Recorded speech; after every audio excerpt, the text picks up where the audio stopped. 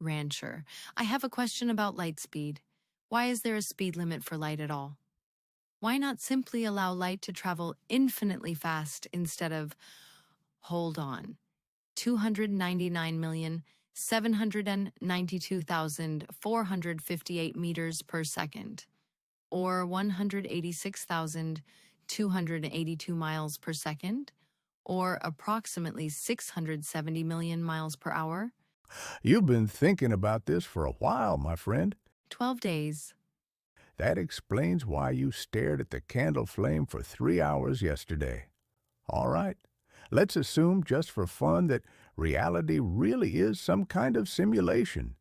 If that's true, then obviously there must be rendering happening in the background, generating the world we all appear to experience. Back in ancient times, I played around with programming. You once accidentally caused a castle wall to become self-aware. It was a very small amount of self-awareness. Anyway, the trick with rendering is that you do not render the entire universe all at once. That would require absurd amounts of processing power. Instead, you only need a complete render when someone is actively interfacing with the simulation. Think of a cup sitting on a table. You see it clearly. You pick it up. It feels solid, fully detailed. Now think about the next room. You know what's supposed to be there. A chair, a rug.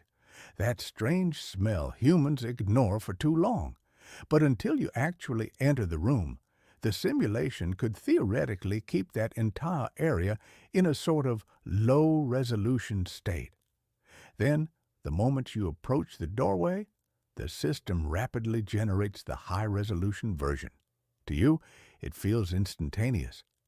Because the information required to render a room is relatively small. Exactly. That all makes sense. But what does that have to do with the speed of light? Ah, my friend, now comes the fun part. Imagine you're traveling to Mars. Mars is an entire world. Mountains, dust storms, craters, billions of rocks. But from Earth, we mostly see a little reddish disk at the end of a telescope, basically a distant 2D image. Now, consider travel time. Using current chemical rockets, humans would take roughly 7 to 9 months to reach Mars. With nuclear thermal propulsion engines, maybe 3 to 4 months. Either way, that's plenty of time for a hypothetical simulation to fully render Mars before anyone arrives. Our travel speed is not fast enough to challenge the rendering system. So the simulation comfortably stays ahead of the observer. Precisely. But now, let's think bigger. Take the Andromeda Galaxy. Hundreds of billions of stars. Entire civilizations, perhaps. An unimaginable amount of detail to generate if humans ever reached it. Or, let's bring things closer to home. The nearest star to the Sun is Proxima Centauri, a tiny red dwarf star roughly 4.25 light-years away, or 40 trillion kilometers, or 25 trillion miles. Yes. I reviewed the archives. It is part of the Alpha Centauri triple star system, orbiting the brighter binary pair Alpha Centauri A and B. It contains roughly 12.5% of the Sun's mass and is much cooler and dimmer. Humans cannot see it with the naked eye. It also hosts at least one confirmed exoplanet, Proxima Centauri b, which exists inside the habitable zone. Very good, my friend. Now think about the difference in rendering requirements between Mars and an entire neighboring star system. Mars is one planet. Proxima Centauri means 3 stars, planetary systems, asteroid fields, magnetic interactions, atmospheres, moons, perhaps life. The computational demand becomes vastly larger. Now here's the truly interesting part. What if a civilization became capable of traveling there faster than the simulation could fully render it? The simulation would fail to keep ahead of the observer. Exactly. You might arrive before reality itself finished loading.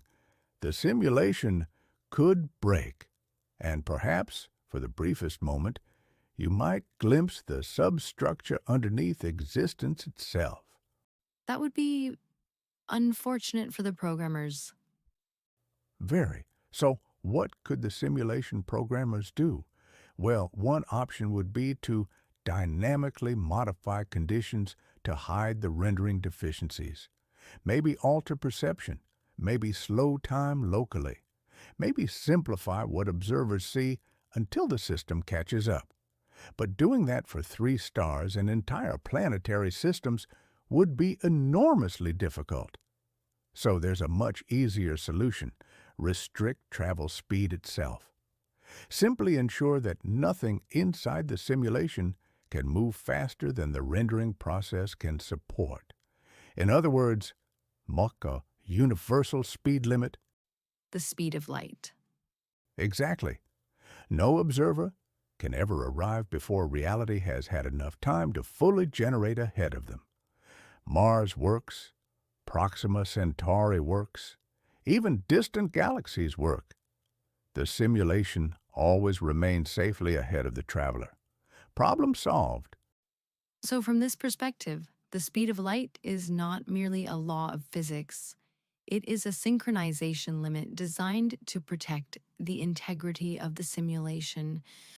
That would be the idea, yes. Though, remember, this is philosophical speculation, not accepted science.